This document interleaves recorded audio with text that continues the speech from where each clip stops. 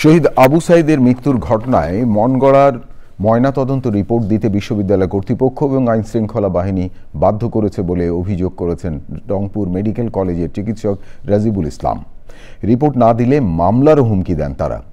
শেখ হাসিনা সহ ৩ জনের বিরুদ্ধে ট্রাইব্যুনাল ১-এ সাক্ষ্য দেওয়ার সময় তিনি এসব কথা বলেন।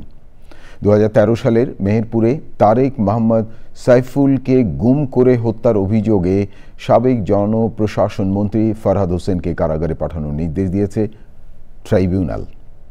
মাজহারুল হক মান্নার রিপোর্ট। ট্রাইব্যুনালে হাজির করা আসামি থেকে রাজসাক্ষী হওয়া সাবেক আইজিপি চৌধুরী আবদুল্লাহ আল মামুনের উপস্থিতিতে শুরু হয় সাক্ষ্য গ্রহণ। গত বছর ১৬ জুলাই বেগম রোকেয়া বিশ্ববিদ্যালয়ের শিক্ষার্থী আবু সাঈদ পুলিশের গুলিতে নিহত হন।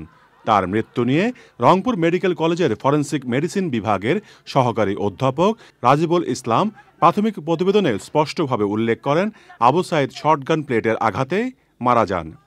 কিন্তু বাইরে থেকে চাপ দিয়ে ৪ বার প্রতিবেদন পরিবর্তন করতে তাকে বাধ্য করা হয় বলে আদালতে অভিযোগ করেন তিনি। এ সময় আল জাজিরায় প্রচারিত প্রতিবেদন প্রদর্শন করা হয়। তিনি সঠিক এবং প্রকৃত বর্ণনা দিয়ে একটা রিপোর্ট তৈরি করেছিলেন।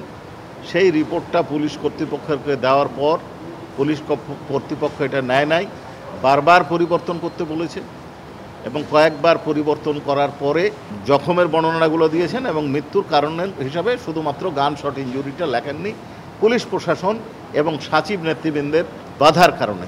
মেহেরপুরে ছাত্র শিবির নেতা তারেক মোহাম্মদ সাইফুলকে গুম করে হত্যার অভিযোগে সাবেক জনপ্রশাসন মন্ত্রী ফরহাদ হোসেনকে প্রথমবারের মতো হাজির করলে আদেশ দেন ট্রাইব্যুনাল। ১৩ সালে একজন রাজনৈতিক নেতাকে অপহরণ করে হত্যার অভিযোগে যে মামলা হয়েছে সেই মামলায় তদন্তে ওনার নাম এসেছে। সেই মামলায় যেহেতু উনি একটা মামলায় আটক ছিলেন, এখান থেকে এখানে পিডব্লিউ যোগে আজকে হাজির করা হয়েছে এবং আজকে তাকে এই মামলায় শুন অ্যারেস্ট দেখে জেল কাস্টডিতে পাঠানো হয়েছে। শাপলা চত্বরে হেফাজতের সমাবেশে গণহত্যার অভিযোগে গ্রেপ্তার সাবেক আইজিপি শহীদুল হক, সাবেক সেনা কর্মকর্তা জিয়াউল আহসান সহ ৪ জনকে একদিন করে জিজ্ঞাসাবাদের অনুমতি দিয়েছেন আদালত। মাজহারুল হক মান্না, চ্যানেল আই, ঢাকা।